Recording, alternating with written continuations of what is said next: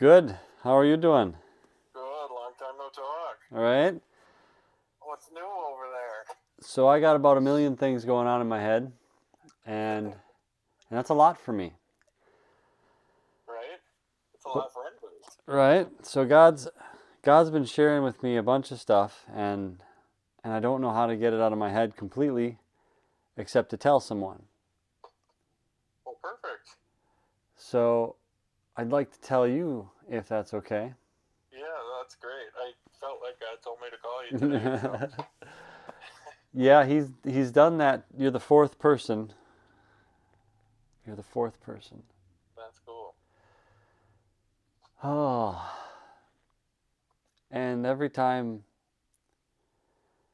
I tell somebody, I hear something new and I get another perspective. That makes sense. There you go. So I don't even know where to start, Mark. There's so much more to tell you than when we left off at. And and the weirdest part about it all is that what God's doing in me, like so specifically doing in me, the way that he's working on my mind and my heart and my spirit, and everything that he's doing in me, he's also doing separately in you. And he's also doing separately in our wives and our kids, right? Sure, sure. And this huge intricate process that he uses to bring us back to believing that he is who he says he is Right. has just blown my mind. So I knew today was going to bring me up with a question, and I didn't know how I was going to answer it and record it and get it all out of me in one fall swoop. And so I'm thinking I'm going to record it, which I've already started in front of me on the tablet here, and so that it can pick up what I'm saying. But if you would help me guide me through this conversation, and I can tell you how. Sure. So I want to tell a story about a problem, and any good story has who, what, where, when, why, and finally how, right? It answers the 6 basic questions that we can ask about anything. And so as I'm going through this story, you can ask me what this pertains to, and I'll let you know that this is part of the what, or part of the when, or part of the why, or part of the how. Okay? Sure. And it'll help put the piece where it goes. Now, as I tell the story, the story is going to be broken up into littler stories, right? Sure. And those littler stories will also have a who, what, when, where, why, and how. But I'm going to try to get through each story quickly and not tell you all the guts of it, but just tell you what I learned. And then move on to the next thing. Now, there's a reason that I'm going through it like this. There's a reason that I'm laying out a plan. And that will be revealed in the story. Okay. So how do I know all of that, right? How do I know that all of this is coming? Because all of these pieces are the pieces that God showed me in the way that he showed them to me. And in hindsight, I look back and I can see how all of the pieces came together, right? Sure. And for me, in my mind now, it's like tic-tac-toe. You ever play tic-tac-toe? I have. In tic-tac-toe, you can do a couple of moves, and within the first couple moves, you know if you're going to win or not, right? Right. Because you're aware enough to see the future of the end of that game. You already know the ending, even though you're at the present. Right. Do you keep playing because you know the ending, or do you skip out and just say, nope, this one's done? Most of the time you keep playing, right? Right. just to make sure what you feel is going to happen will happen. Right. Because the other guy might not understand that yet. Right. Right. So you play it out and you let him see. This is how it goes. This is the way it works. This is the process that happens every time. When you put an X there, I'm going to put an O here. And for the rest of this course, it doesn't matter where you place your piece because the other one's going to go where it's going to go. We already know. And so with that in mind, I believe that God set me up and I have a problem. And he set me up to overcome my problem. And I think he knew what he was doing from the get-go. I think he had a plan from the very beginning.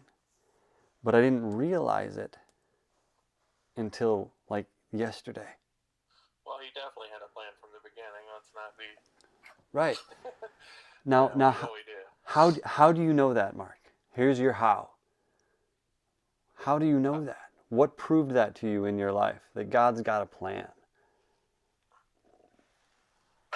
I see it in my life, but I also see it in just realizing how big he is and how small he is.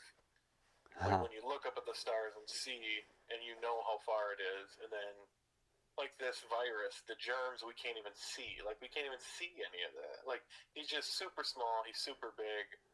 I just feel like he is so knowing that he couldn't help but be in total have a plan for this because he's too big not to.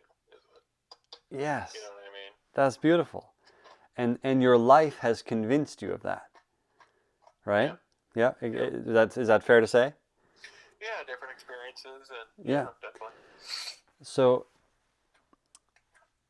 in my life, the same type of thing is occurring. It's occurring now as I watch it, right? Okay. And I can see, okay, God, now I see the pieces and where they go. What's changed? What did you do to me, God, so that I would change my perspective?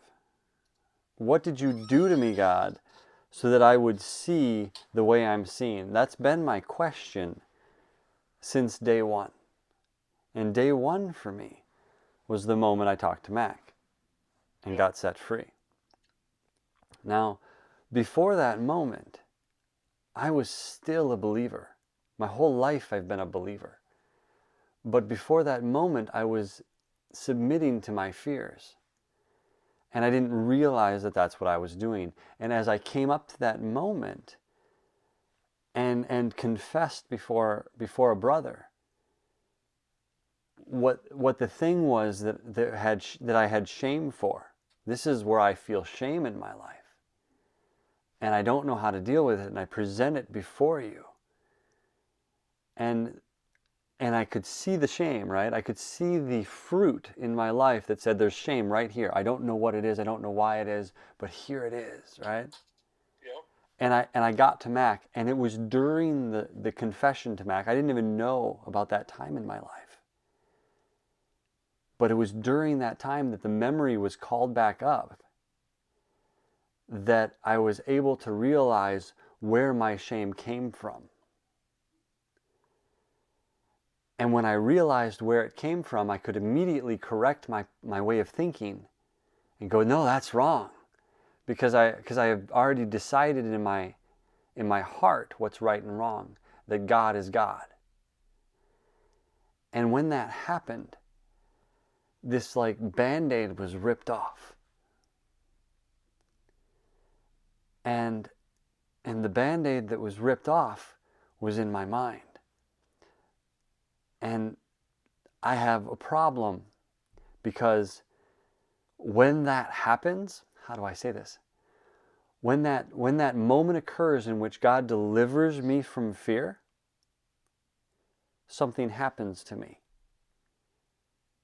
Physically, I have a seizure. And I didn't. That's the blinking you're talking about. And that's the blinking I'm talking about. And I didn't realize it until yesterday. How serious? Well, no, it's been about a week since I realized how serious this was. And over the last week, It brought me to this morning, and this morning I got to the point where I Google searched seizures and the symptoms therein, and a brain tumor and the symptoms that come with it.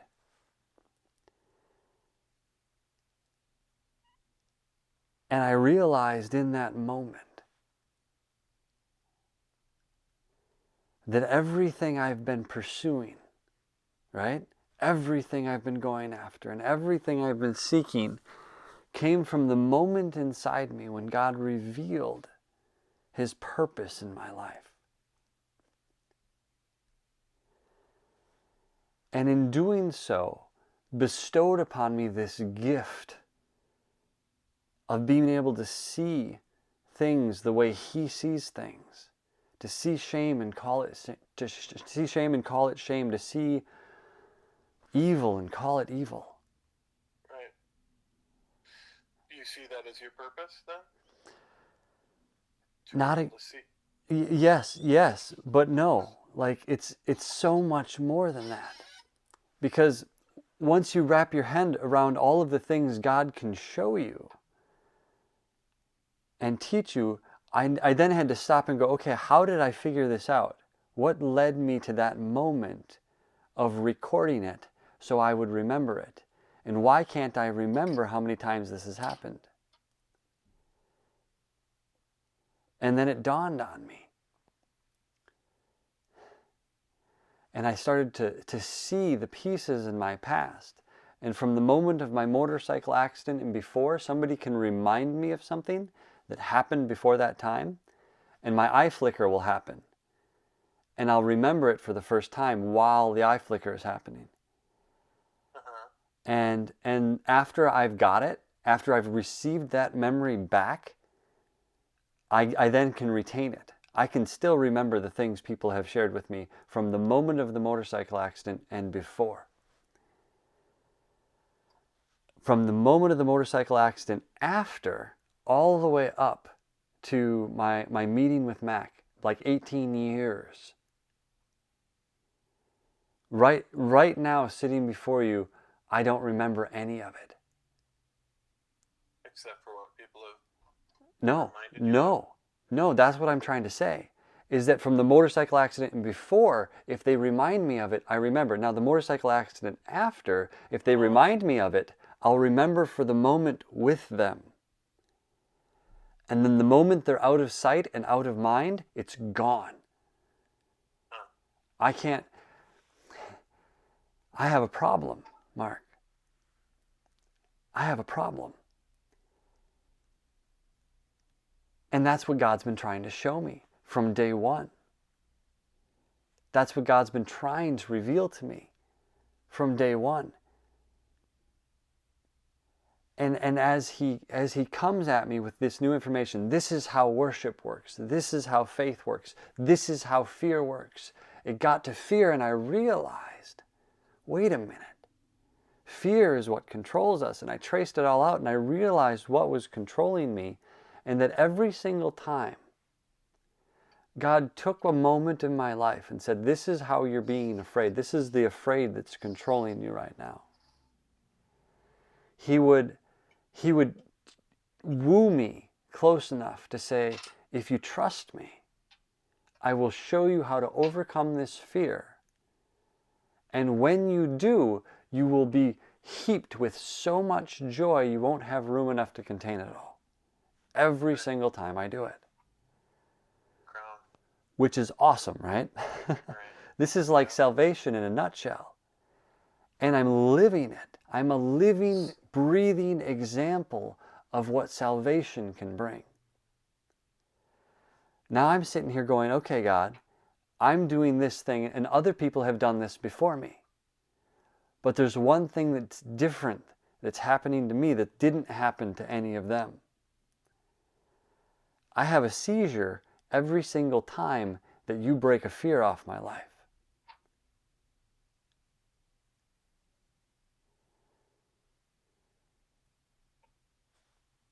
What the heck, right?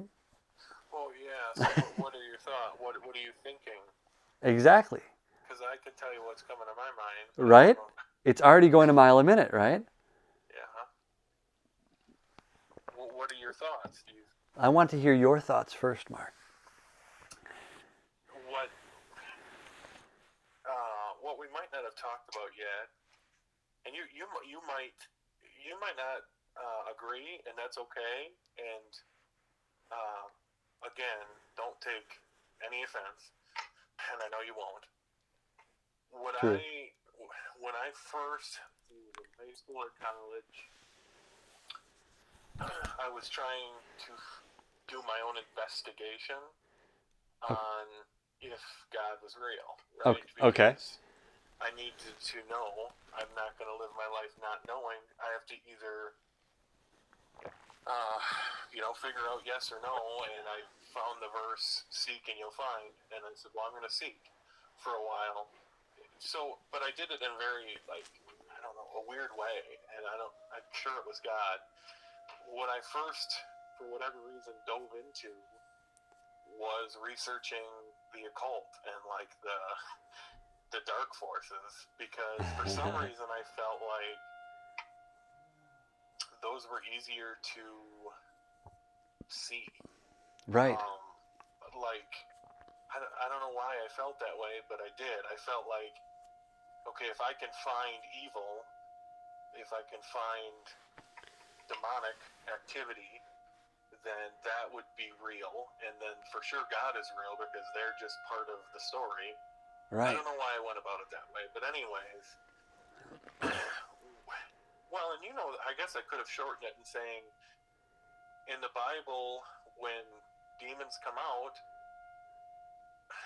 seizures happen sometimes. And I don't know if that's, a fear, and you might be totally, but a fear would have to be a stronghold, and it's not totally out of the realm of possibility that a fear would be protected or guarded by Right. a spirit. Right. So could the seizure be a manifestation of some sort of deliverance from a spirit? That was my first Absolutely. thought. Absolutely. But now you're totally getting into super spiritual stuff, right? Like what's a demon? What's a spirit? What's a what, right? Yeah. And how do we overcome these strongholds? And is there an enemy that's controlling them? Because if it's a demon, if it's that little winged creature that sits on your shoulder and he's real, then he has a master. Fair? Yeah. But if it's just coming from inside you and you're just afraid because of your own belief system, can that also be true? Can your I don't know. Can you have a fear without it being? Now, Can you even have a fear without it being spiritual? exactly. Good. Now connect those two. So now you already know that the fear that controls you, right? We already know that fear controls us. Period. Whatever it is, whatever control is over your life, fear controls it. And when it's on the Lord, it's good, and when it's not, it's bad. We already know that. Now, when fear controls you, we know that it's built in our belief system, right? It comes out of this place of people have affected us in life and taught us how to love each other. And as they've taught us their love, they've taught us to love out of their fear, because that's where our love comes from. Our love comes from this place of fear. And if we fear for ourselves financially, then we're going to love our kids based out of financial fear. And if we love, because of social status, then that love will be learned by our kids in the same way. So we build our belief systems with love based on the fear that controls us. And it's all scientifically data driven, like what you put in. This is how you were brainwashed, right? Yeah. And you can program someone. And what Jesus did when he came and lived a perfect life, the perfect life was in his mental programming. And his programming was built upon a place of of God, you are in control of everything. That's why you kept asking me, why do you keep saying that in regards to fear?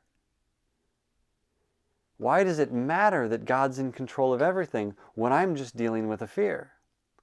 Do you remember that question? I do, yeah. And now I see why you said it. Right, right. It I fits. totally get it. Right. You now know the gap between that connects the two. Yeah. Right? If you didn't fear God, if God's in control of everything, you fear God, you don't have to fear anything. Everything else follows on. And out of that fear comes what? When the fear is on the Lord, out of that fear comes all good things. There you go. Compassion, mercy, grace, generosity, love, right? Right. And it's motivated by fear. It's run on fear. It's powered by fear. And God took the last so many months of my life to show me how perfectly fear controls people. Right? I can see this and I can duplicate it over and over and over and over again. I can see it like seeing somebody that wears glasses. I can go, oh, look, there's shame on that one. Oh, look, right? And it blows my mind. Big time on that. Right. And I can see it like clothing. And when I started to be able to see that, then I was able to look at how do I say that? How do I say it, Lord? Once I could see, I'm losing myself. Once I can see that fear controls everyone, and I could see shame like everything else, and I could see all of the pieces, I then started to apply it to my own life. And took all of that information back around again to the point of entry for me, or rather the point of re-entry. And the point of re-entry for me was with Mac on that floor. And God told me, and he told me everything and shared everything with me, and he said, and I'm going to bind you to Mac. And I didn't understand why.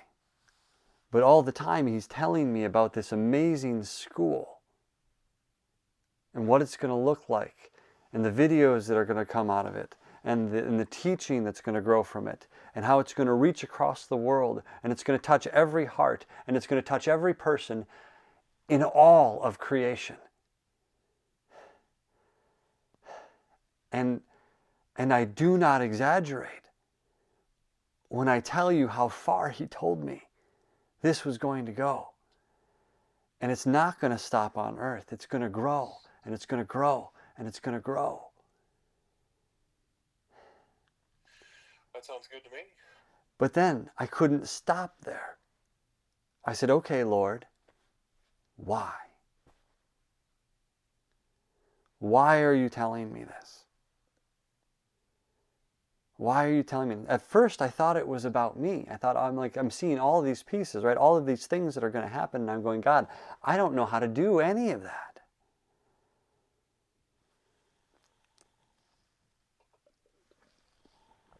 And so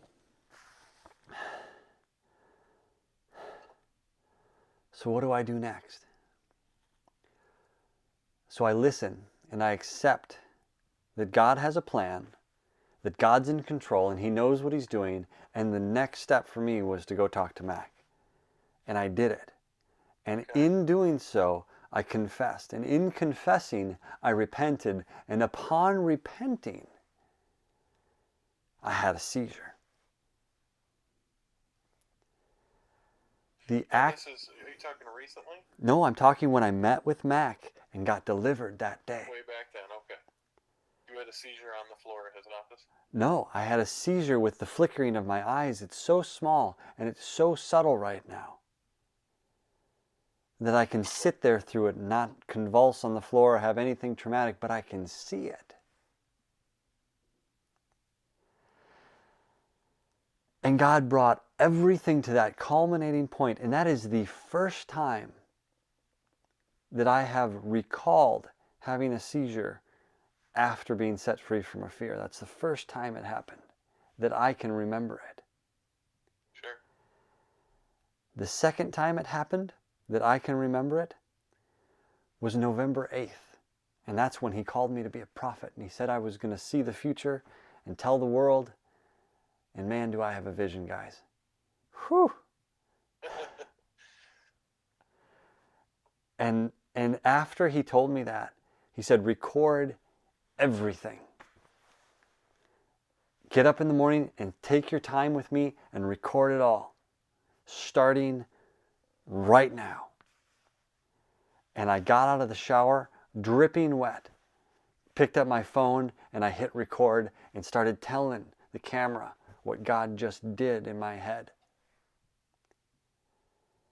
And then in the middle of it, I did it again. I had the seizure.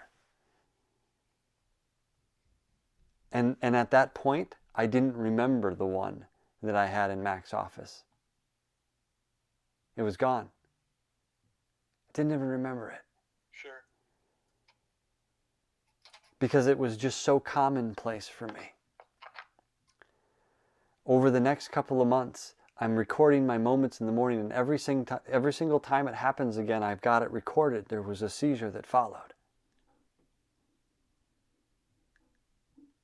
And each time, it's each time it's a time of repentance. Every time. Yes, every time. It's a time when a fear gets broken off of me through repentance, and boom, which means what this tells me is that there is a connection point in my brain between what's happening in the spirit and the way my mind is being renewed, but also physically with the brain waves and what's traveling through my mind. And I think there's damage caused by the motorcycle accident that's been in place for 19 years that prevents me from processing all of the information in my mind in a way that I can get it out of my mouth, in a way that's tangible, that's real, that's usable.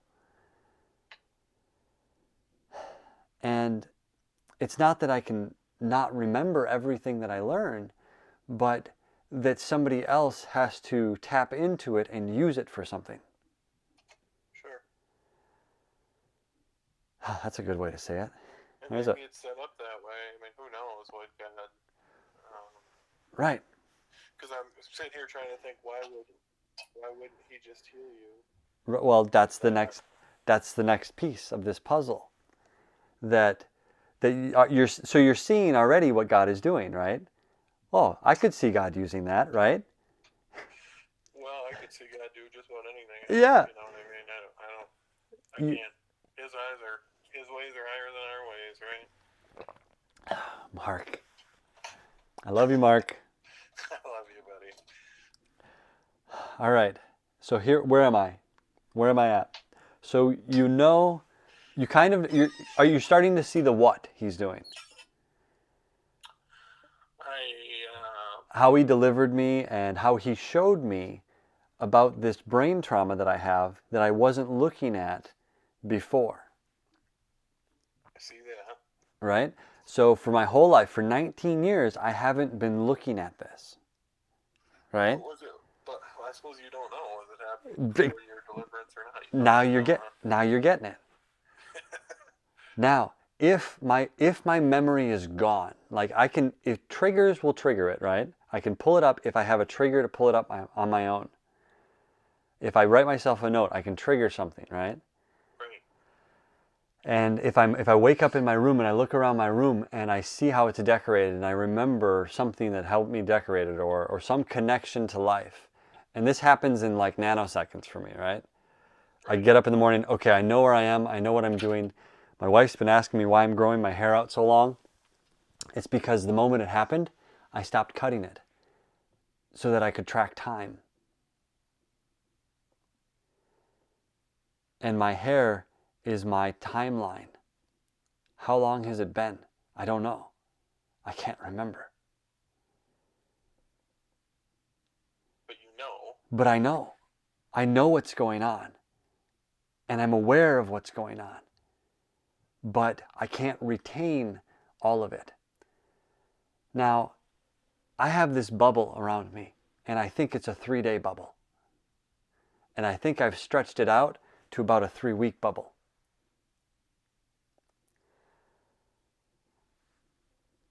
And I'm going to explain that. How do I explain that? I would have to start at the beginning. First symptom, okay? First symptom, motorcycle accident occurs. Here's what I can remember. Here's what I can remember. Something. What is it? It's the 3-day bubble. 3-day bubble. The 3-day bubble comes from right after the accident, I tried to work again. All right, come on, where is it? Are you talking about like 3 days of memory and then it goes away? Right, right. So that happens. That was first shown to me after the accident when I would try to go and work again, and I could go about 3 days tops, and I was just exhausted, and I would pass out and sleep for a whole day, and then I'd get up and do it all over again, trying to pick up where I left off. Now, at the time, I didn't realize how much I had forgotten from the 3 days prior. But every time I would crash, it would start all over again, and I just have to pick up where I left off. What do I have for customers? What do I have for clients? What am I doing for work? What am I doing for that? Wow, what a mess. So after the accident, I'm inserted back into my life, right? This is a guy that's got a full-time job managing a restaurant. And I can tell you the schedules of all of my employees from memory. Yep, so-and-so's got this shift, so-and-so's got this shift, and I can just rattle it all off. It's always all there all the time. And after the accident, I couldn't even multitask. I couldn't remember to think to start a batch of dough to make pizza crust so that the people downstairs could start on the veggies, to dice veggies, so that I could make a schedule and make everything run as one. I couldn't do it anymore. I could do one thing, whatever was right in front of me, and that was it. Wow. I was 3 months married. And completely to Sarah. Okay. And I was completely broken. I could give her 3 days of me, and then I'd forget again. Now at the time, you got to realize that I don't realize I'm forgetting. I don't realize that I don't remember. But she's seen it. People around you seen it. Right. Okay. They don't say anything. Well, that's a touchy subject. Exactly. Everybody's too afraid to look at my shame to tell me about it. Sure. Well, yeah, I mean, they just don't want to. Right. Yeah. Right? Do you see? Yeah, I mean, it's a somewhat normal response, unfortunately. Right. It's a fear response, right? Yeah, it would be. So what does fear do? Fear creates a cycle of thinking in our life that promotes this fight or flight response that puts us in a state of anxiety and agitation. What was that? A good definition right there. Fear distorts your mind. And the thing is, when we hold somebody in unforgiveness, that is fear. And what that does is it holds that unforgiveness in your mind, and you cycle through it over and over until finally you build a belief system around it. And now you won't let others go near what you're afraid of because you love them. But in truth, you're believing a lie and now protecting people from something that is actually love, something that is actually good for them. And you're keeping it away from them out of your love, but nobody understands your love because it's distorted by a lie. And so you give it out and offend everyone around you. of time I would think too, it's love of self. Yeah. You're trying to protect. Right. Shame is, you're trying to protect yourself from going through. Yes. You know, Absolutely. and you do, but you do build up. You can't let it go until you build up some sort of story or some sort of mental escape that, hey, I did this because of that, and that's why. Right. And You have to talk yourself into it. It's okay because I did this. Right. And that's what I had to do. Right. But then if anyone gets close to that, you can feel the anxiety start to build, right? Because your belief, it works within your belief system. Well, that you don't want them to crack into your. If they would know the truth, they would tell you the actual truth, not what you've decided is the truth. Right. Based on your little story that you created. And so that agitates you, right? Oh so, yeah, so, that'll do it. So it's based on your story, right? And your belief, your fear that you execute in your life, the fear that stirs your faith, that motivates you and controls you, is based on the story that you believe. So the only way to change your fear is to change your story. And that's... And that story has to be brought to God. And it has to be... what the story becomes an idol, right? Yes. Think about that once. The story that you've created to... Yes. Save yourself, you should have brought to God, and he would have dealt with it in his way. And thus it becomes your idol. And so it's an idol. Because you didn't take it to God, all of a sudden it is a God of sorts. But how did we find it? How did we find our idol? Where did we start this conversation? With shame. Right. Do you see? Shame. Yeah, well, that makes sense. Right. And shame trails it all the way back. Shame is your idol, and we all know an idol is, in the eyes of God, that is idol worship. Good or bad? Pretty bad, yeah. It's pretty bad. Yeah. And so that's what God keeps showing to me. And he starts at my shame, right? And so here's part of the what again. Or what this is part of the how now. This is how he's showing me my story. So the who is me, right? And my story. And it's always me. And your story is always you, right? And even though others are in your story, the story is always built around you. And if you look for the pieces, you can see what God's doing in your life. Sure. So in my story now, I've got all of these pieces that say, okay, I have taught you how to be fearless. I've taught you how to live in a way that you can see how fear works. You can see that if you have a fear in your life, the only way to overcome that fear is to select a bigger one in which you can build upon, which is the whole concept of parenthood. Because our kids come into this world and they fear the world outside of the realm of mom and dad. And that's normal. And as long as their fear is in their parents, and they fear if they disobey their parents, then they'll understand the authority. Mom and dad protect this area of their life. And when that protection is violated, it creates all kinds of new fear that we build our lives upon. Sure, that makes sense. But if it isn't violated, and that foundation is secure, then from there, we grow all kinds of things. And if it's founded in a base that says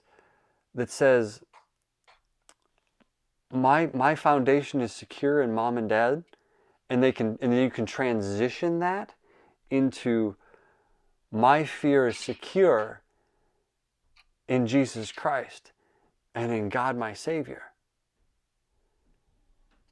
And when your fear transitions, when you leave home from that place to God, You have to go through a complete mindset change to go, okay, God, how are you going to take care of me now? And will I trust you to do that completely? Now, if the parents did a really good job, that should be not as bad as, Not as shouldn't be traumatic. that hard. Right, it shouldn't be that traumatic. But, If you bring up a child in the way he should go, he won't depart from it. right. And if the kids themselves that are trying to, we have kids trying to raise kids, right? Right. And so these kids are raising their kids out of fear. And the reason we have kids trying to raise kids is because we've taken out the thing that you should fear, that you should understand and respect that God exists. And so if I start a conversation, I say, do you believe in God? And if they don't say yes, we're not even on the same page. Because when I talk about fear, and I'm talking about fearing the Lord, you won't understand what I'm talking about unless you too understand what it means to fear the Lord. That's why there's so much division in America right now. And Because that's why there's, Christians believe and the others don't, and it's hard to even bridge that gap because that's the start point. yep. And so they're so far, unbelievers don't get it because they can't. they can't. It's a different worldview. It's a totally different. You don't understand fear. They don't understand fear the way we understand fear. You see, when you believe that God exists and that He's a rewarder of those who diligently seek Him, then there's order to what's going on. Right? And when there's order to what's going on, that means someone is in control.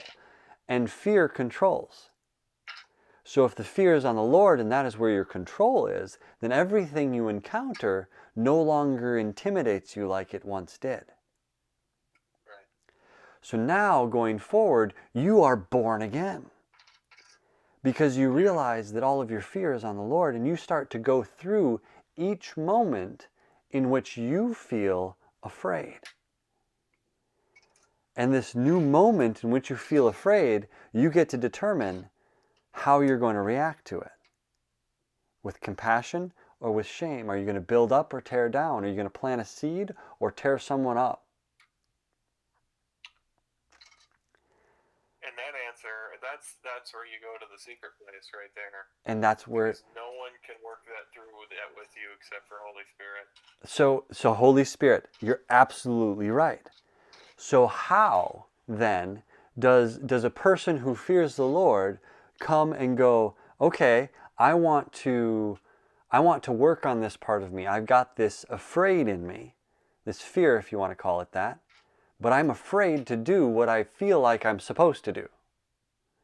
It gives me anxiety. I can't leave the house. Do I do it anyway? You have to change your mind. And the only way to change your mind is to get a different point of view. Now, I firmly believe that God has placed a spirit within us that is our unseen, that is the part of us that controls our belief system. It's where everything that happens to us goes, right? Sure. And out of that pours a viewpoint, and we call it our spirit. It's the way we react to everything. And I believe God has a spirit, right? The way that He reacts to everything. Fair? Yeah, Holy Spirit is His Spirit. And I believe that God sent His Son, Jesus Christ, to remind us and pay the price so that we could reconnect His Spirit with our spirit, and it lives right within us. There you go. And that when we go into that quiet place, as you called it, and we begin to talk, it feels like talking to ourselves, right? Right, definitely. That's what people don't get, but that's what it is. And you talk to yourself, and out of that self-talking, you run everything by the Word of God, because it'll back it up. And if it doesn't back it up and it brings more fear into your life, then you're worshiping the wrong idol. When you look inward, it helps you see what you're worshiping. And if you are worshiping fear in your life, of something other than God, when you look inward, that's what you're going to find. Yeah, agreed. So as you struggle with stuff, one by one, God will point you inward and go, okay, why does that make you afraid? And if you can ask why, and what, and where, and when, and who, and finally ask how, then God will tell you the story in your life of when something or someone broke your heart and you stopped believing that God was in control of that moment. And He will remind you of the control that He had, because you'll ask Him the how, and He'll tell you, because you're looking inward, and the Spirit of God that speaks inside of your spirit, and you get to hear something that you shouldn't have known to begin with. And it was your spirit that revealed it to you. That's how it works for me. Now you said, yeah, is that similar for you? Definitely, right on.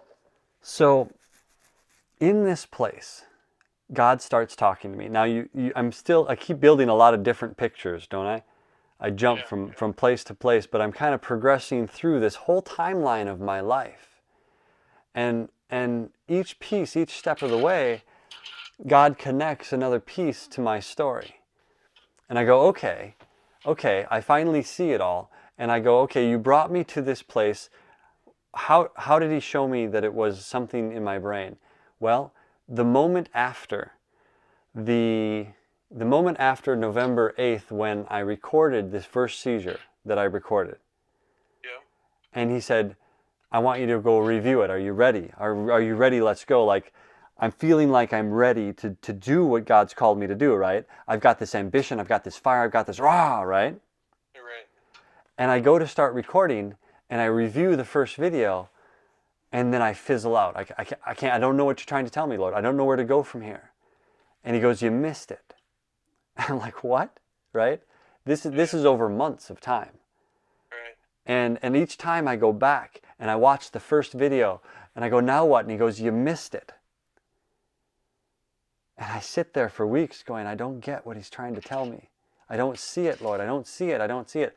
And it's been a couple of months that I've been doing this over and over and over and over and over again, until one time I saw it and I went, the seizure. It's so commonplace for me that it's part of my baseline mentality that this just happens. Right. And so I see right through it and right past it. But I don't know how many times this has happened. I don't know who it's happened in front of. I don't know who's seen it happen. And I don't know what's causing it. I have a theory. I have a pretty darn good theory brought to me from my spirit in my quiet place. I'd love to hear it. And that's what I'm telling you. I'm telling you the whole thing. Because my theory is that God taught me all of this stuff about fear and how to control it and how to manage it in my life, so that I could see the pieces, so I could zoom out and He could start me over and go, now do you see it? Can you see where the shame is and how you try to hide it?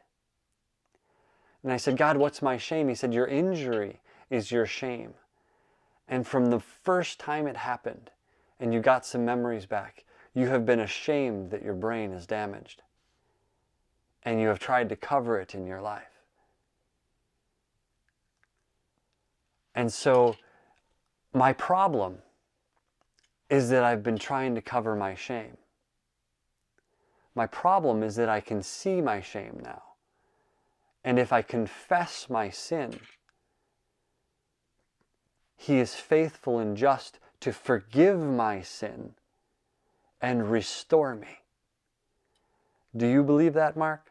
Yeah, definitely. And so if my shame is my desire to cover up this thing in my life, and when I consider sharing this with the world, that I have some form of brain damage and don't know how to deal with it, I would have to confess that shame to the whole world in order to do it. And according to his scripture, he says that he is faithful and just to restore me. So if I have a brain injury, and if it's caused by this motorcycle accident, and if all of this is true, then that means God brought everything in order in my life to come to a culminating point in front of Mac so that I could be called to be a prophet and expose the fact that I have brain trauma so that he can be glorified.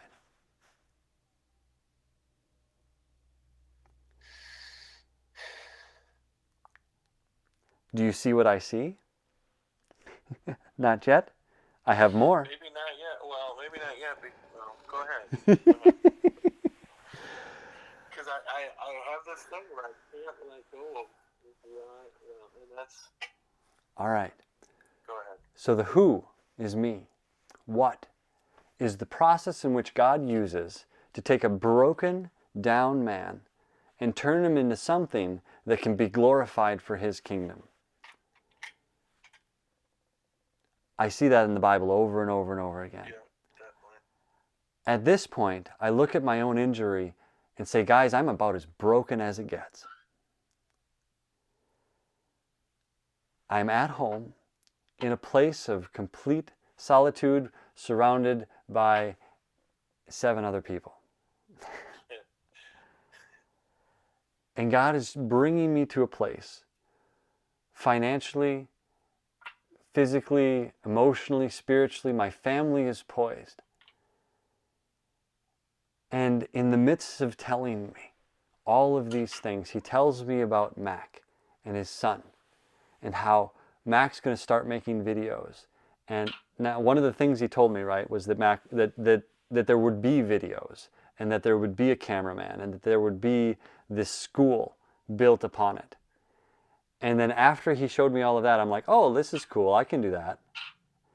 After that, he said, no, it's not for you. It's for Mac. This is what he's going to do. And then I went and I told Mac, this is what he's going to do.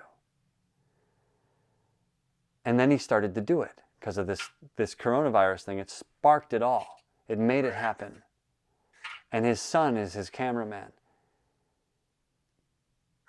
And it's all there. It's all there. I do remember you telling me that long time ago. It's right now. Here we go. It's happening. Tonight, for Man Up, it'll be his son doing the camera shooting, right? It's here. He'll be doing, yeah. I've been saying things like the harvest is here. Mm-hmm. You see, what happens when fear presents itself? When fear presents itself as shame, the first thing we want to do is hide. Lesson 1, do not hide.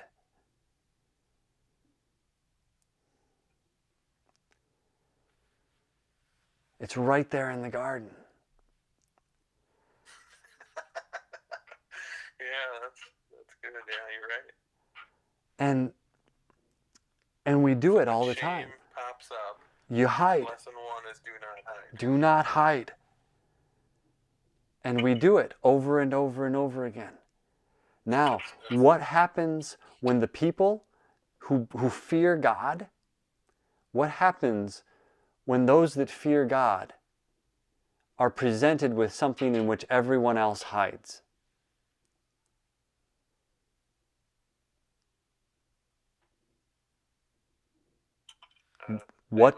What do the people of God do when everyone else hides?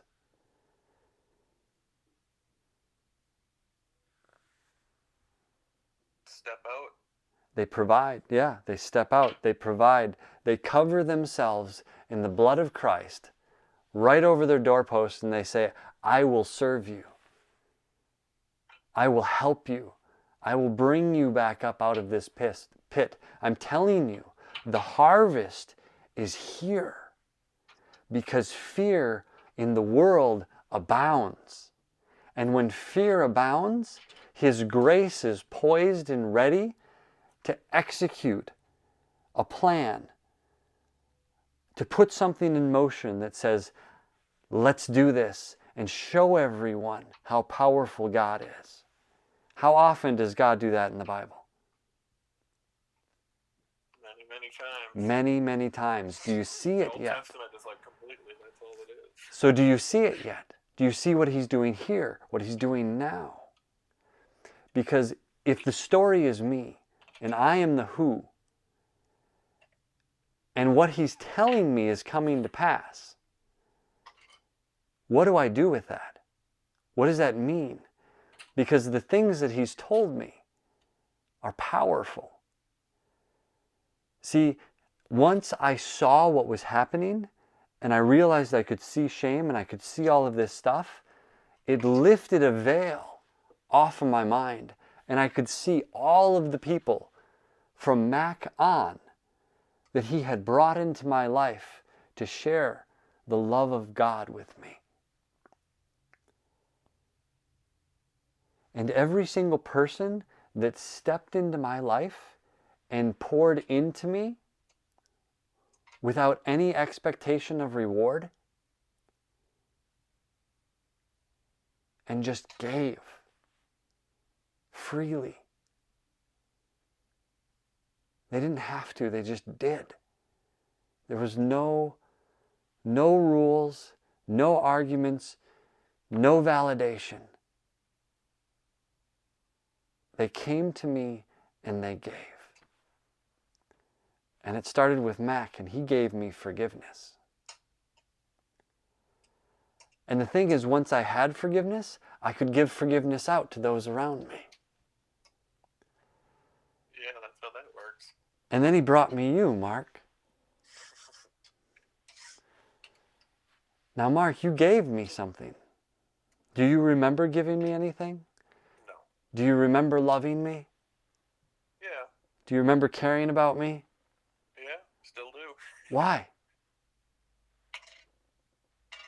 Yeah, I don't know. You're a brother in Christ. I like you. That's why. Right? Because you're a brother. That's why. Because it doesn't make sense not to. Right.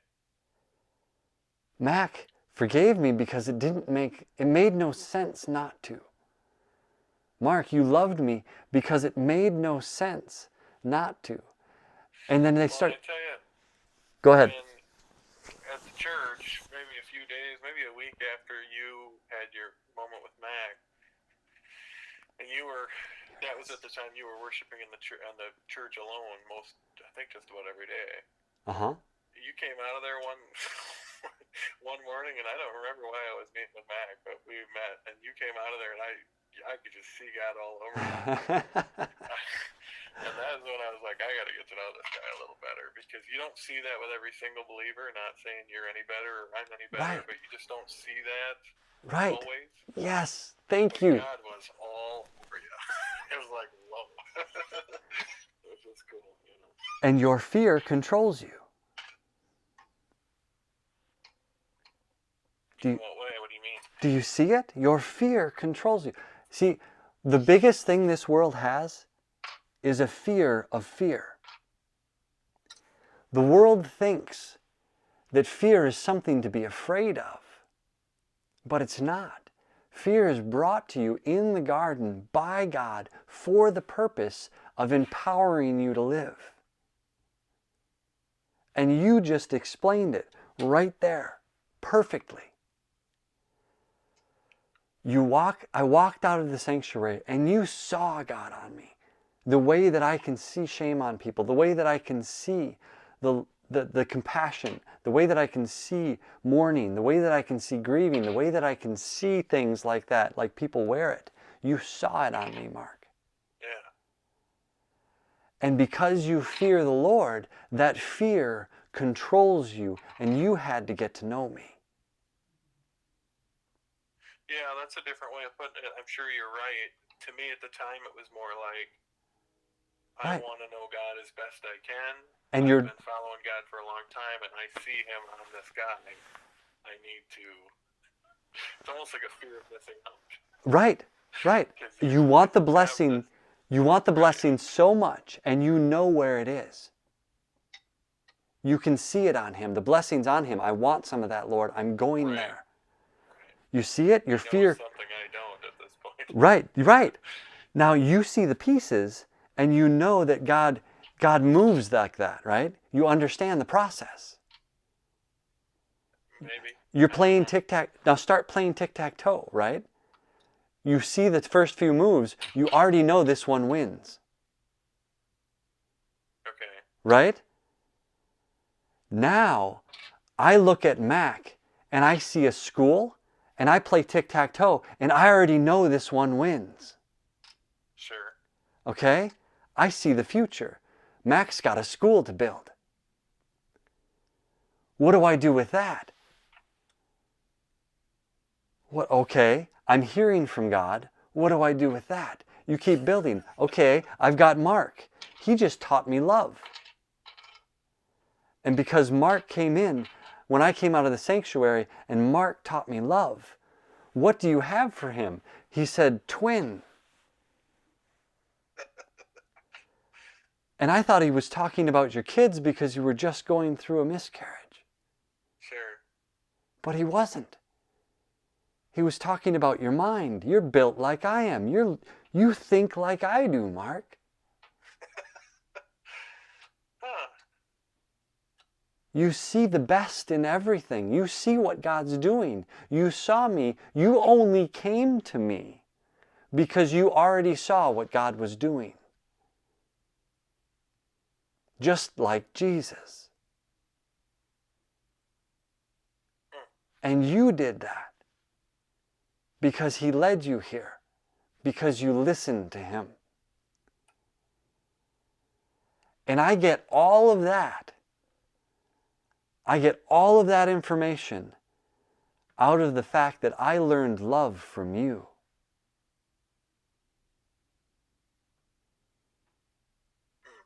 And in the same way that I can look at Mac and I can say, this man has a school to build, it needs funding and it needs it now. In the same way that I can look at you and go, this man can pull every piece of knowledge that I have in me out if he just asked the right question. Because you're my twin. You see the world. I only ask what I hear. Right. You know what I mean? Right. It pops up in my mind first. Right. Yeah. It takes two to tango. There you go. And I will tell you everything that God has told me. And exactly the way that he told it to me. And let you make your own decision. Yeah, there you go. Now, knowing that, right? We've got a platform. We've got who, me. Wait a minute, now there's Mac. Wait a minute, now there's Mark. Wait a minute, Mac's son? He's about to turn 18. What about him? He's the one that gets to edit the video if he wants it. If he wants it. He can come in and he can take every video of every question that you ever ask me and put it in a way that the world can benefit from it while taking care of his father and putting his videos out, building a school and a foundation for a belief system that can change the universe. Because it's already settled and it's already won and Christ already did it. And the cool part is there's already people all over the world doing this by God's hand, in God's divine power, miracles coming forth. Yeah, well, I suppose the church has a bunch of different body parts. I listen to a lot of people. I've never heard what you're teaching. Not in the way you're saying it. Right. But it all makes sense. It It's fits. It's almost like you have the ability to say things, like slow things down to the point where you can give words to things that people just zoom over because they don't even think about it. Yes. I mean, you're going way deeper and you're slowing everything down, which we need to break down what you're hearing. all of these things. Yes. Which no one is doing because we live at such a everyone's way too fast. And it's so big. There's so much to go through. Think about that. It's so big in such a small. You're talking about a moment of time Yeah. that is That is, maybe minutes, but sometimes seconds. yeah. And you're, And I'm which again comes right back around to how big God is. and Man. I can teach people how to control that moment before it arrives. And that's And I what tell you what, just about every time something like that comes up, not even a full day goes by and you're tested already. You know what I mean? yeah. Like it just Like it pops up every day. every day. It's everywhere. Yeah. It's everywhere. Yeah, it is. Now, can you see the who for me and the two people that are in it as part of it? Sure. Okay? Can you see how God talked to me about them? Yep. And he told me secrets. Now, I didn't get the secret. I didn't get the person until after I got the secret, right? You get that I got the secret first. I got the school first, and then I got Mac. Yeah, yep. I remember Okay? that. Yep. Okay? I I'm going to prophesy a little bit here. I got you, and you taught me love. And what you are in my life, Mark, that you don't know, and I don't want to intimidate you. See it? See now I'm speaking my fears. Do you hear it? Yeah, yep. I'm speaking my fears to you. I don't want to intimidate you. I'm worried now. Because this is where the afraid comes up in me. Because I see you and I see you as a life helper for me. A person in my life that can walk me through anything for the rest of my life. That sounds good to me. And I was afraid you wouldn't say that. Man, I'll do anything for the kingdom. So now... That's what my prayer was last night. Right. What is it? What is it that you want me to do? I spent so much time on praying. I actually was kind of ashamed last night because I was praying again for myself. Basically, you pray, hey, God, help me do this, or help me get this income, or help this happen. And it's all for me. And this is all about his kingdom. Yeah. And so I broke down last night and was just like, you know what? Do what you want with my prayers, but I'm going to stop praying that way for a while because it's all about you. And I said, so just what do you want? What can I do for you? Yes. And it felt like a breakthrough. It is. That's it. That's it. You nailed it on the head, because when you turn inward and you pray to your fears. And when you pray to your, like, protect me from financial insecurity, protect me from virus, you're praying to all of your fears. That makes sense. Stop praying to your fears and start praying to the God Almighty. Thank you, Lord, for these fears. Thank you for these trials. Thank you for the afraids that give me the opportunity to overcome them. And once your attitude changes, your whole life changes. Because now you realize that every single time that the afraid rises up in you, it's an opportunity for God to use you to be glorified. Because that's how fear works. Fear was put into play to make this happen this way.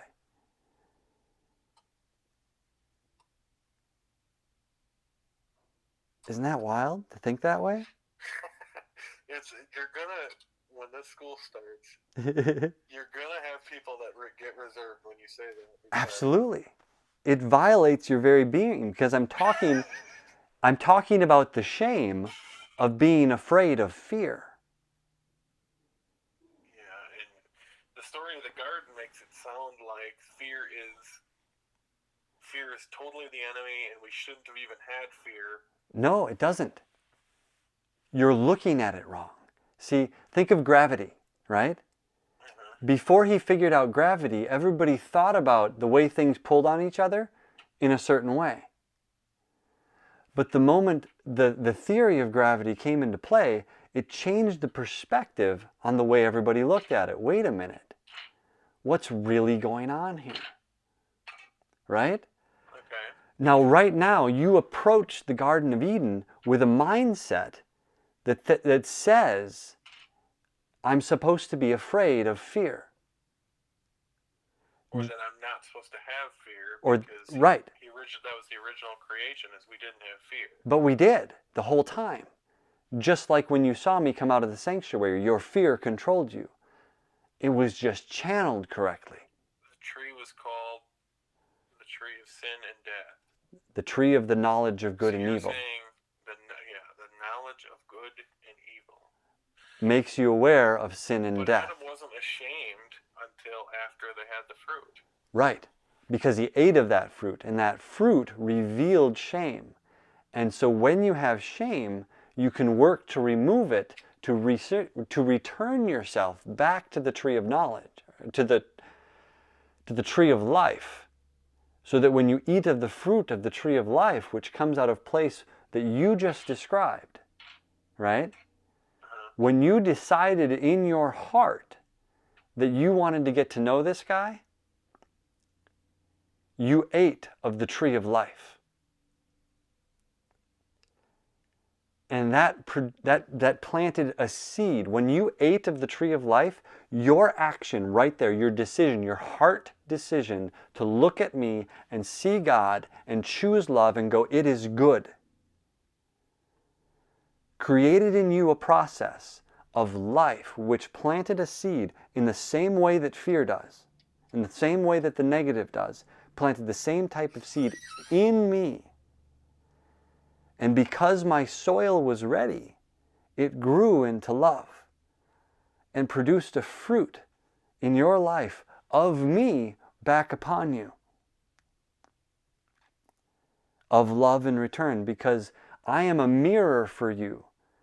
And when you look at me and forgive me and have compassion on me like you did in that moment, it creates something. And in turn, God poured into me a message for you about love. And the message for you about love is exactly this. Look what you've done. What do you mean? Look what you've done in me, Mark. Look what you've created. You've created a willingness to bond my heart to yours for the rest of my life. Because I believe you see God the same way I do, and I want to help you improve that. I want to help you grow that. I want to help you flourish. Because the desire in me to do that is so strong. Because I can see the desire in you. Well, and it's the same way back to you, buddy. You know that. Good. I want to see you flourish. I want to see you. And I know that. You see that? I know it. I'm not doubting it. I don't worry about it. Make me happier. I'm convinced. Come to pass. Now, zoom out again. If God's telling me this about you and this about Mac and this about everything, what else is he telling me? I can give you 15 other people that God has pointed out to me, told me their gift, told me how they've influenced my life and why they're present for this situation. Sure.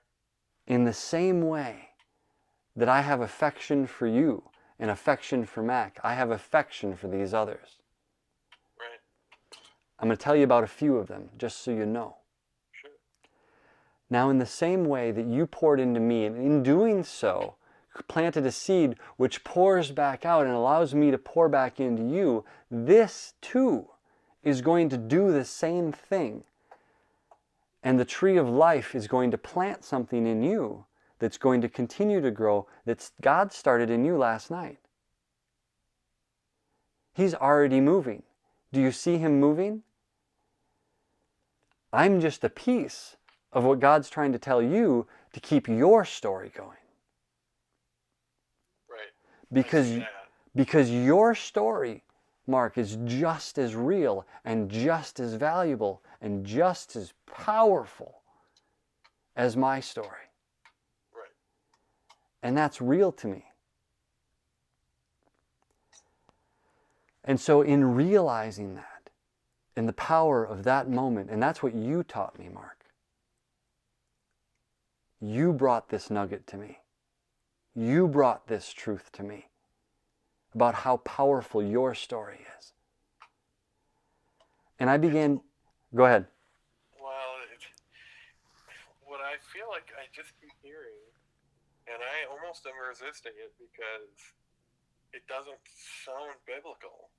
And I don't know, I actually even asked God for a verse, but it's almost like we are all a universe of one. Yes, we are one body. It's like, I don't know. And I can't, none of us can wrap our minds around it Right. because We are. we're each our own person, but it just seems like I have more effect, Now, more influence over over my life than I thought I did before. I guess that's what I'm saying. It feels like the way that I understand it is that we have one spirit. Okay? And at the same time, we each have an individual spirit. And this right, spirit that we have, this Holy Spirit, joins us all together. And we can get whispers of it about any one of the believers. God can tell us about anyone. And He will. And He'll bring them to you. You don't even have to go find them. He'll bring them to you. He brought me to you at that sanctuary, did He not? right, right. You didn't have to find me. No, wasn't looking for you. You didn't even have to try. This is how the Garden of Eden works. You don't strive. You don't go find it. You do what God's telling you to do, and He brings it to you.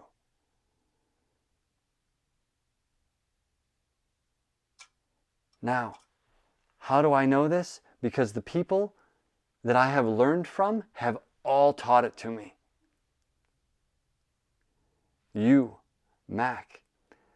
See, I didn't start evaluating this until I started listening to NF. Real music. NF Real Music. Nathan, if you hear me, you started this. This is your fault. See, because he presented me with a song that said, why? And you know how I came into this conversation going, I'm going to tell a story. Well, here's the why. Because Nathan brought me a song that asked the question, why? Why? Why? Why? And I started to ask it. And in doing so, I started to listen to all of his other music because God told me to let him into my house. He said, you're going to invite him into your house. And I understand why now, and I even understand how. But at the time, God said, let him into your house. So I said, okay, I'll start listening to his music. And I started listening. And the way that he describes trauma and illness and the mental way to overcome fear is phenomenal. And he taught me many of the things that I know in this process of overcoming fear. Because fear is the process of overcoming trauma. Overcoming fear is the process of overcoming trauma. So this man, NF, did something that changed my mind when I started asking why. He caused a reaction that God took control of and did something in me that caused me to ask why enough that it brought me on my face before Mac that day when I prayed for repentance. And allowed me from there to continue on a process toward calling me to be a prophet. Okay? Sure. Background for Nate. Nathan, you did that. Your fault. Now, in doing so, for 19 years, I have not been listening to Christian music. For the first 21 years of my life, I had this whole database from DC Talk to Skillet to Jars of Clay, Switchfoot, Nouveau, like all kinds of bands that have ministered and nurtured my life. And after the accident, I can't remember listening to them ever. I just changed. I stopped. I started living a completely different way because my whole mind was fresh and new again, and I had to start from ground zero all over again. But I didn't realize I was starting from ground zero, a new way of thinking. And for 19 years, the foundation of my life, the thing that I poured into me, was just regular everyday stuff. Radio music, TV commercials and ads and news, and I pour it in and I pour it in and I pour it in. And for 19 years, it produces death in my life, over and over and over again, until NF gets me asking why. And when I start asking why, I start tracing the problems out. I start seeing the fear, right? And this starts the process in me that gets me to the point that I can see this like you see a jacket. And in that process, Nathan led me to Toby again. And Toby is? Toby Mac from DC Talk. Sure. And it was a song that they did together, which told me that Nathan trusts Toby. And I remembered Toby. And I remember DC Talk just enough to go, all right, let's go listen to them again. And I started changing my music, changing everything that I was pouring into me. And this is right after the moment of being called to be a prophet. I completely changed the music I listened to, how I worship, because worship is a state of dwelling upon your fear. And if you're afraid of your fear, worship is difficult. But if you're not afraid of your fear, and you fear the Lord, then worship brings you into a place that you can examine yourself. And so God started to teach me, using my music all over again, what it means to love Him, what it means to be faithful. And you see, when I started listening to all that music, remember that barrier I talked about where before the accident, if I could remember things, and after the accident, if somebody would remind me? Yeah. Well, what God did, and this is so wild, what God did is He used the music of my youth to bring me back to a place of understanding the concepts of fearing the Lord. And in doing so, brought deliverance to my present day. But by doing so, unlocked memories in my brain of the calamities that occurred that caused the fear in my life to begin with. Does that make sense? Yeah, I mean, because you need those to do what you're doing. To overcome my fear, right. And so the music triggered the memory of the past, which allowed me to work through it with my new point of view, right? Sure. And in doing so, set me free from the fear that controlled me from my youth. There you go. And it was magnificent, over and over and over again. Now He keeps doing this over and over. I can show people, I have it documented. And every time He delivers me, seizure. Now, so where was I? I was talking about how music, okay? So why music? Why music? Why is that important? Because Nathan brought me back around, and Toby gave me faithfulness again. Because Toby taught me faithfulness his whole life. For the last 21 years, with his son and the music and everything he poured out. And he bound me to Toby and his son in a way, without him ever being present in my life. Without ever knowing me or knowing what I was going through, he spoke to every condition that was required to be faithful in overcoming the fears that God presented me with. It took a song sometimes to get through it. It took a song to punch the lesson down. Right. And music goes so deep. Music goes so deep because that's our worship. Sure. See, music puts our spirit in a place of dwelling on a mindset, a way of thinking.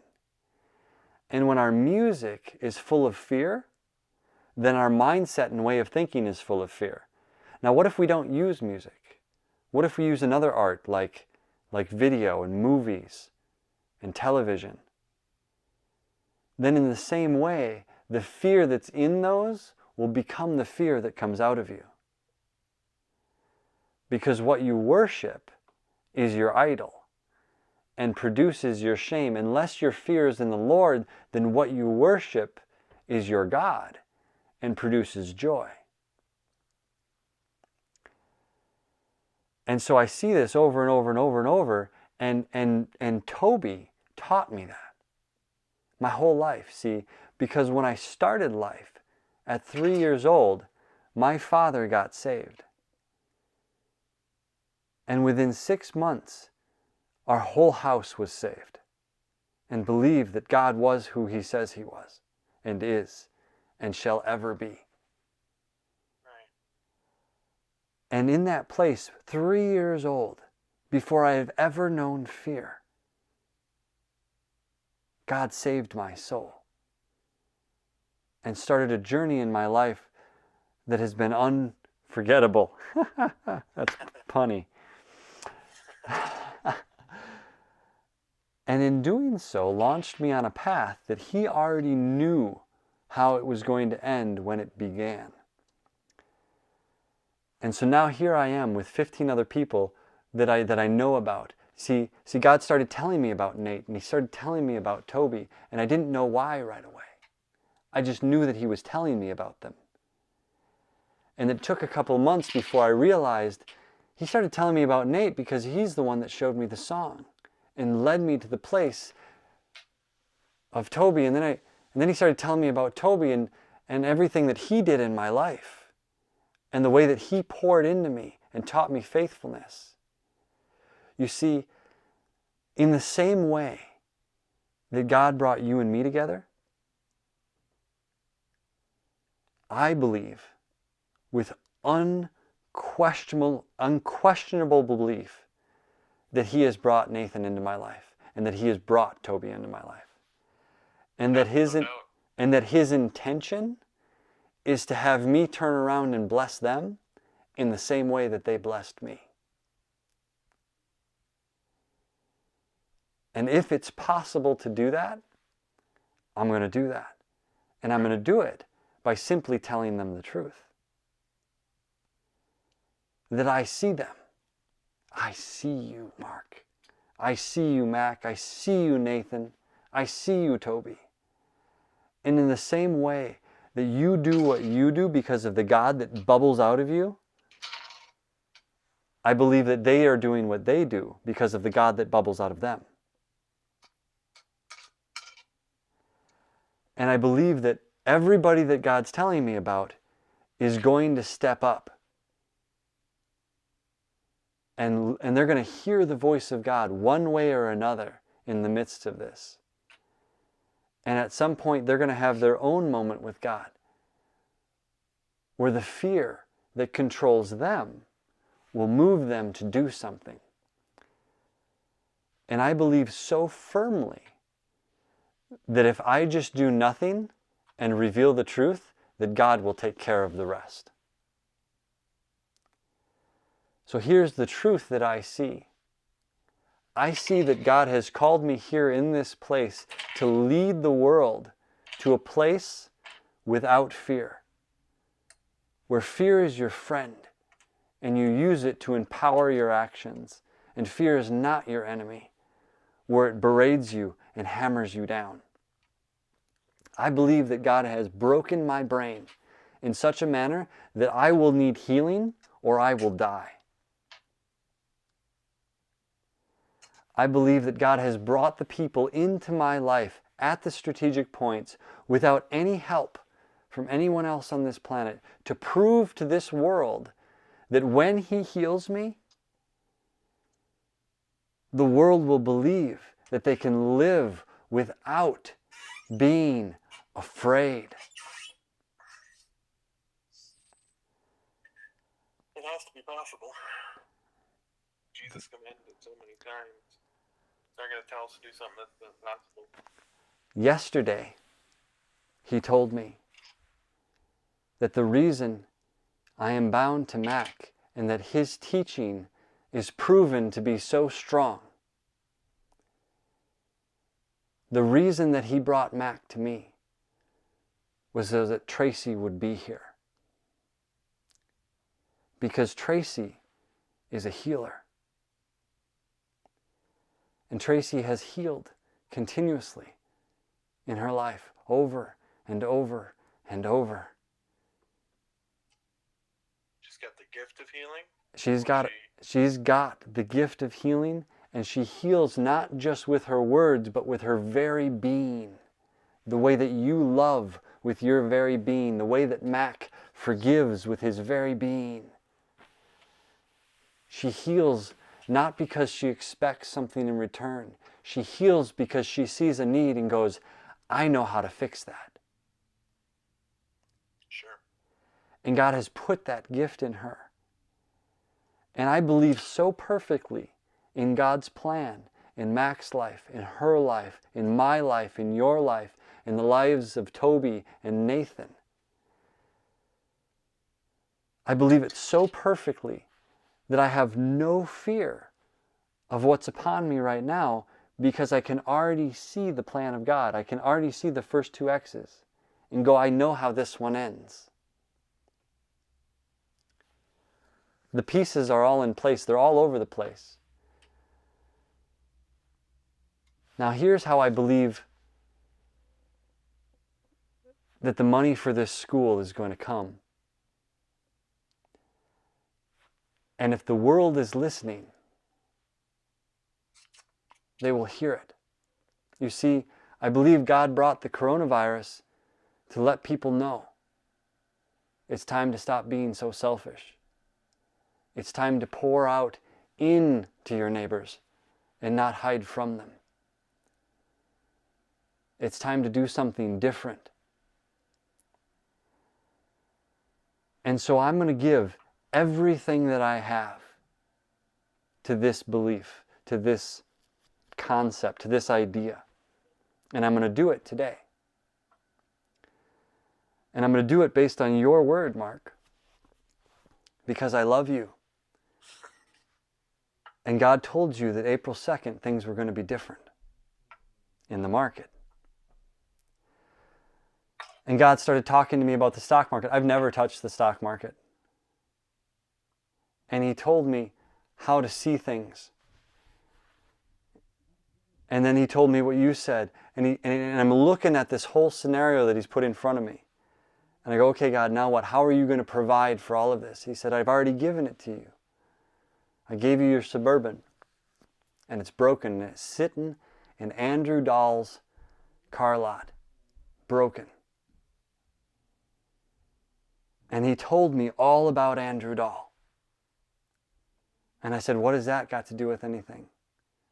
And he told me about Andrew and how Andrew gave me hope in the same way that you gave me love, in the same way that Toby gave me faithfulness, in the same way that Mac gave me forgiveness. And Nathan taught me to mourn.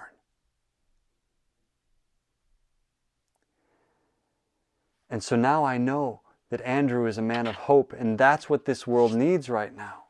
With this coronavirus and the fear and everything around it, we need hope. So how can Andrew Dahl, how can you provide me hope? Because I already know you. Because God's told me about you. And the things that God's told me about, I don't deny anymore. And after He told me about Andrew, He told me about how Andrew was going to take care of it. He said, Andrew will fix this Suburban problem. He's going to fix it so perfectly that He's going to give you a brand new vehicle. He's not just going to give you a brand new vehicle, He's going to provide for your whole family. And it blew my mind. I said, I don't see how that's possible, God. And I asked Him how. And I asked Him how. So as I go through and I ask these questions, the who keeps getting bigger for me. The what keeps on staying the same. To be glorified. God is going to be glorified here. When? Now. today, this conversation, Mark, is the now, is the when. It's happening right now. The harvest is ready. The season is primed. The ground is fertile. And people are ready for hope. And he said, Andrew's going to bring it. I'm like, okay, well, how? And then he started talking to me about Elon Musk. And I'm like, why are you telling me about Elon? He said, because you have something for him.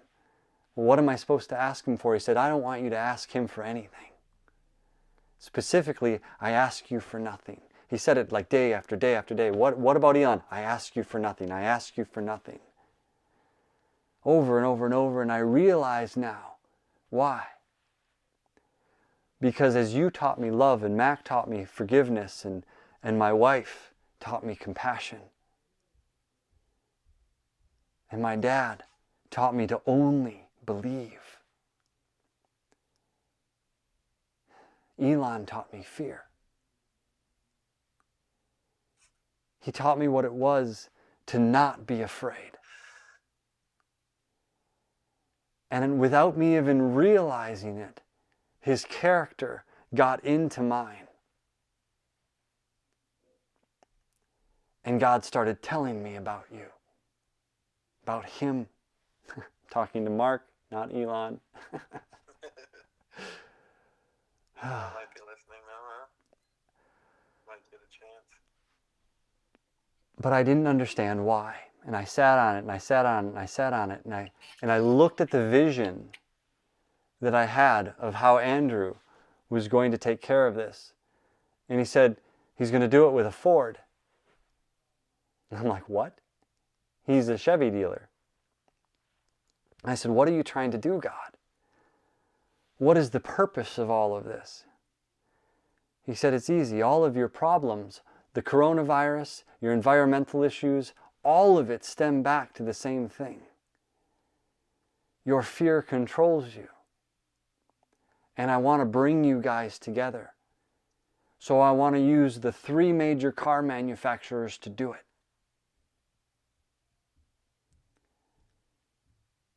Actually, I don't know how many he wants to use. I'm at a Chevy dealer. He's talking to me about Ford, and he brings me Elon Musk's. And he says, it's time to come together. Now, God told me in the vision that Ford was going to take care of it, but I don't know if that's true. But he brought me Elon, and he's telling me about Elon, so I think maybe Tesla's going to take care of it. And I'm going, God, what are you doing? He said, the way that we bring this all together is to come together. The car manufacturers came together. They made ventilators. They made what was needed when it was needed. When people stood up, embraced the fear in front of them and said, this is what's going on. And he said, okay, I'll do it in a heartbeat. Just ask me. And they did, and he did it. And I looked, go ahead. Oh, go ahead. I look at the whole perspective then, and I go, so did Ford. So did the other manufacturers. I'm like, all right, Lord, you've been telling me to put my money in the stock market April 1st. Where do I go?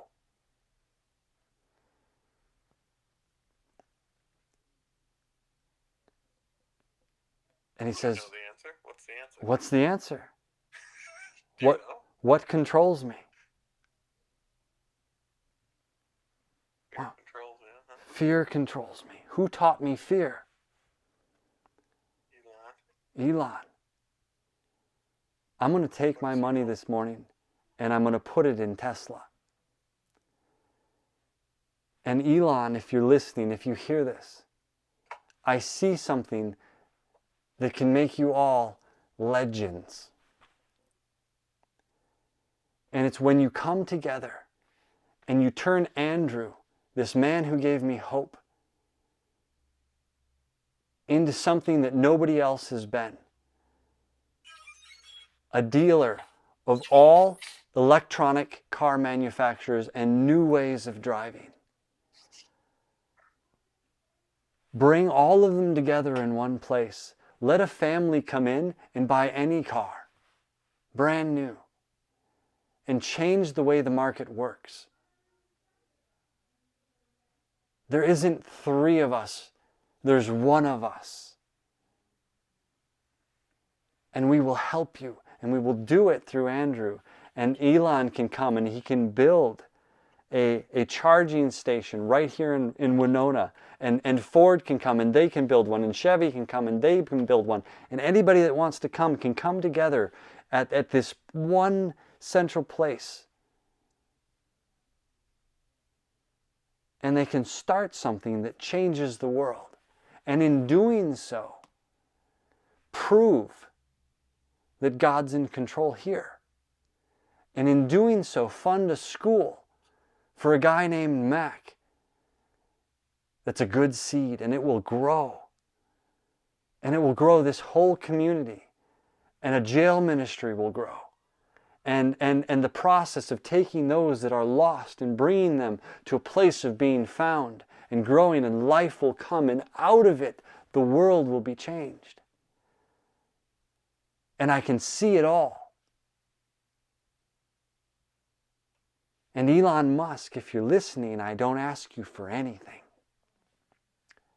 I don't ask you to build anything. I don't ask you to do anything. I ask you to look. And if you can see what God is doing, to do something about it. If you will build here,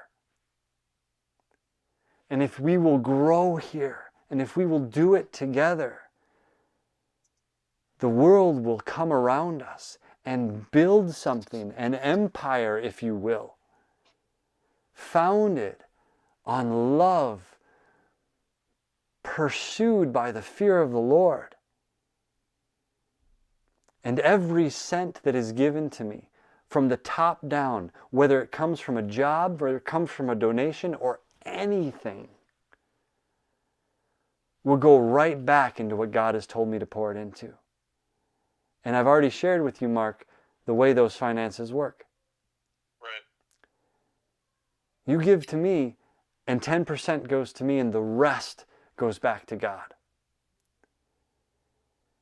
Most of the world that tries to do religion gives 10% to God. Right. And I'm telling the world, right here, right now, you guys have got it backwards.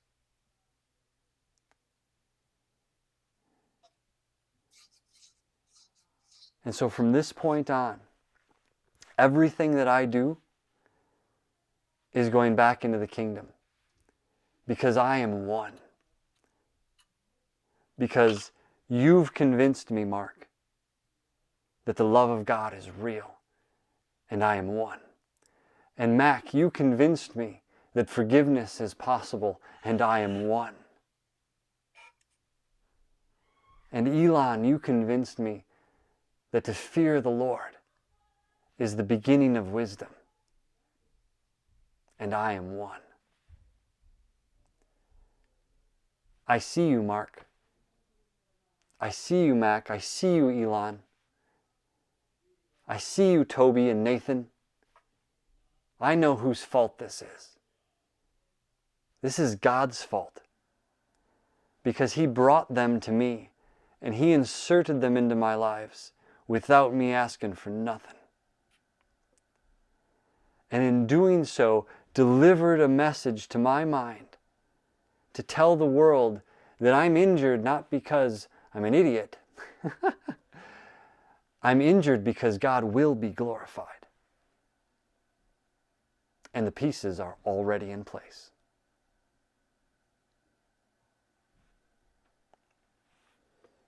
That's my story. That's my problem. See, my problem is that every time I overcome a fear, I have a seizure. And this message, this phone call, this story is the next thing that I was afraid of. You see, my problem is that if God's doing what I think He's doing, me delivering this message to the rest of the world means that I overcame that fear and I get to have a seizure again. And I don't know if this one's going to kill me.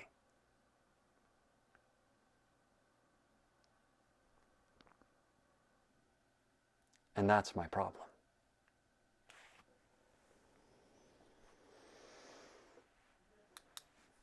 I think the seizures are a good thing if they're only happening when you get delivered. Right? The delivered part You is gotta worry good. about dying. Well, then I should tell you about my last few symptoms. Okay. I looked up seizures this morning. All of this culminates at this morning, right? And God says, I'm going to tell you what to say today. And I'm going to bring the person to you that's going to pull it out of you. And we're going to talk about the whole darn thing. And that was you, Mark. Howdy. Howdy. Nice. Thanks for coming. I looked up seizures and they said, even if it's small, it's significant. It means there's something wrong somewhere. So any seizure is a sign that you should get checked out right away. Okay, they said seizures can cause tumors. Sometimes they can be cancerous, so I'm looking at tumors and I'm going, okay, if you have a tumor, the signs that you can look at are the light headache that sits behind it, and Tylenol doesn't touch it, but it's really not a migraine. It's not a bad headache.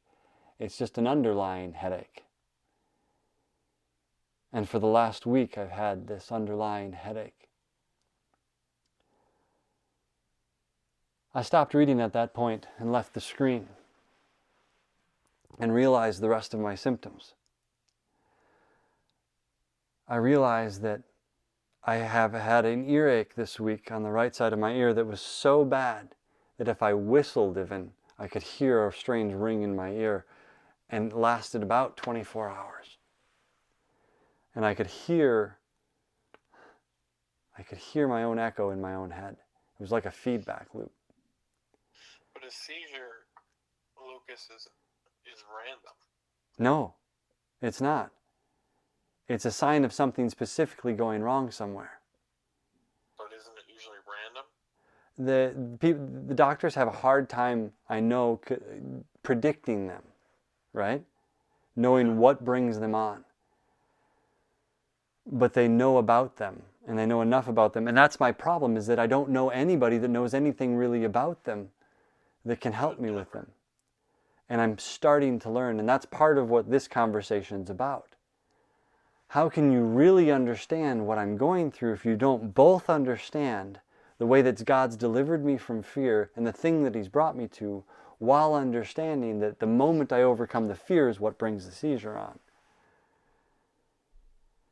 And I want to get that in front of somebody that can look at my problem and go, okay, I know what causes that, because they already see the pieces.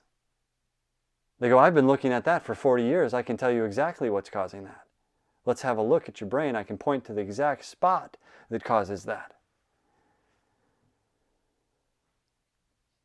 So what, you're going to set up an appointment, or what are you thinking? I'm going to post this video online, and then I'm going to set up an appointment and see if I can figure out what's wrong with my brain. But in doing so, I'm going to declare to the world that I stand before you unashamed. Lesson 1, do not hide. You're sure this is the right course of action? It's lesson 1. I'm just having a hard time believing that that's actually what's going on. Now, Mark, here's the question. What day is it today? Wednesday, April 1st. What's the best day to give a message like this? April Fools. Let's do it. What do you mean? I mean that this is all true. But by the time you get to the end of my 2-hour video, you probably thought it wasn't. Not you, Mark, the person watching.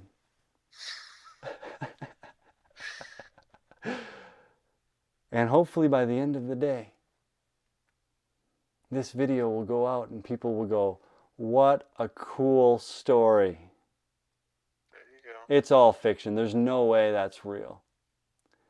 There's no way this guy walks around fearless. There's no way this guy lives every day of his life unafraid of something. And my proof of God's existence, my proof and evidence that He is real, my proof that Jesus Christ is the Son of God, and that God sent Him here to teach us how to live in a state of peace, is me. Because I've found it. And it's beautiful. And now I get to use my broken brain to tell the world that Jesus is Lord. And I can't think of anything else better than that.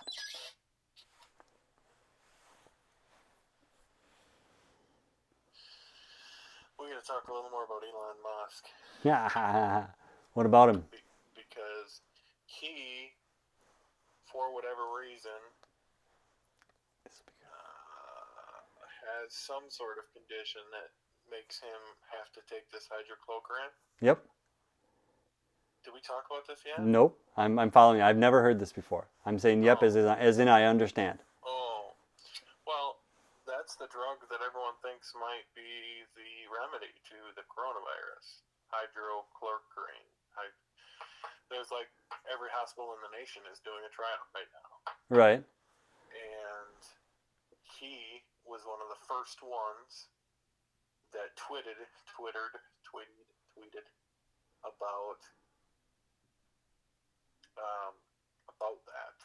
about hydrochloroquine and it actually working. Okay. It's just a weird coincidence that you bring him up. Oh. And he's the person. I read that article weeks ago. Right. The results of these findings are going to come out any minute, any day, right? Very soon. Very good. When they come out, if they're very good, it changes everything. Right. The question is which stock will go up. As soon as I get done with this phone call, I'm going to put my money into Tesla. You're doing that. Uh-huh. And then I'm going to release this video. And then I'm going to head to the doctor. Really? That's my plan. I have a website, eyes-open.net. And on it, I have a button to my PayPal account. So if anybody wants to donate to help me, they can. But the thing is, I'm not going to ask anyone for anything. Right. I'm just going to put it there and see if the world wants what I have. And if they do, they'll help me keep it. And I believe that. I believe that the world has got more good in them than they realize. And that as these plagues rise up, and as these challenges come to us because we've removed God from our school system, we will learn that the fear of the Lord is the beginning of wisdom. And if we don't teach people to fear God, they won't respect each other enough to live a good life.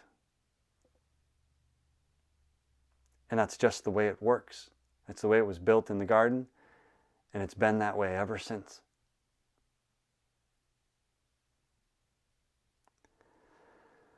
So off of this video, I'll post links of every story I've told and everything I've talked about and everything that we've gone through in this story. And I can link to how God showed me each piece.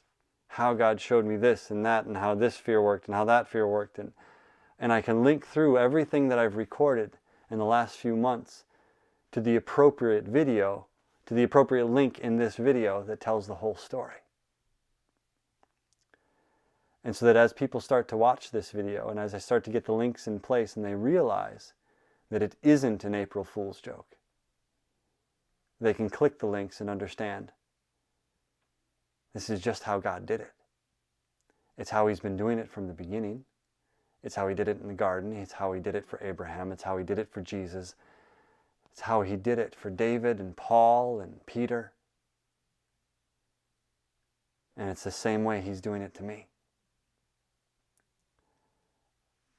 And I can duplicate it.